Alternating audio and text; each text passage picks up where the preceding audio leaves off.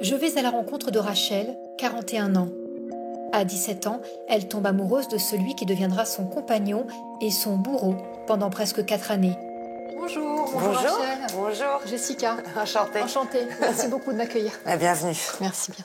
Rachel, comment est-ce que ça a commencé? Je crois que ça a commencé par des violences psychologiques. Ça a commencé par une espèce de mise sous contrôle de ma personne. Il essayait de me dire comment je devais m'habiller, ce que je devais dire ou pas dire, comment je devais me comporter en fait auprès des autres en société et avec lui. Il m'apprenait en fait à être une femme. J'avais 17 ans, j'étais une jeune femme, lui avait quelques années de plus que moi. Et en fait, ça enlève son libre arbitre finalement. Et ça, c'était quotidien? Au fur et à mesure, les conseils devenaient de plus en plus... c'était des injonctions, finalement.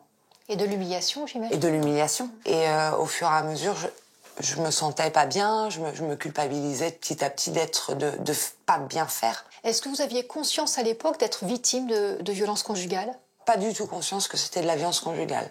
Disons que je me disais, il est comme ça avec moi, parce que tu te comportes mal. Et comme j'avais un fond de manque de confiance en moi, il a appuyé sur cette faiblesse, en fait, pour me mettre sous contrôle.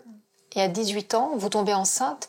C'est là que commencent les violences physiques. Quand j'ai appris que j'étais enceinte, ça a été comme un chape de plomb qui s'est abattu sur moi. Parce que je me disais, je suis liée à lui et où tu vas avec lui. Et puis, j'ai pris une semaine pour réfléchir. Et la violence physique, elle commence à quel moment? Au moment où je lui annonce, du coup, que je vais garder le bébé. Au lieu de me prendre dans les bras et de me dire « Ah, super, je suis heureux », là, il m'a mis une claque en me disant « Ça, c'est pour les doutes que tu as émis et le mal que tu m'as fait et le mal que tu as fait à notre enfant. » Ça a commencé par une claque, mais ça a été de plus en plus violent physiquement. Oui. D'une claque, on est passé à 2, jusqu'à ce qu'il me casse la mâchoire. Vous vous réfugiez chez vos parents plusieurs fois parce que vous revenez auprès de lui. Qu'est-ce qui fait que vous n'avez pas réussi à le quitter définitivement? J'avais dans la peau, comme on dit, voilà. Quand lui, il s'excuse, il est sincère, enfin, je le crois. Et il me dit qu'il va se soigner. Donc, je reviens parce que au départ, je crois vraiment qu'il va changer. Avant que je le quitte définitivement, je suis partie bien une dizaine de fois. Et en fait, j'ai pu le quitter 1 mois après mon accouchement. Pourtant, pendant près de 2 ans, la violence continue. Il s'agit d'une véritable traque de menaces.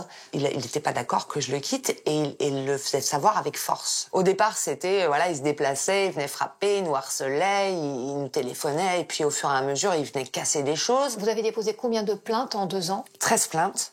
Et un jour, eh bien, c'est le drame, il met ses menaces à exécution.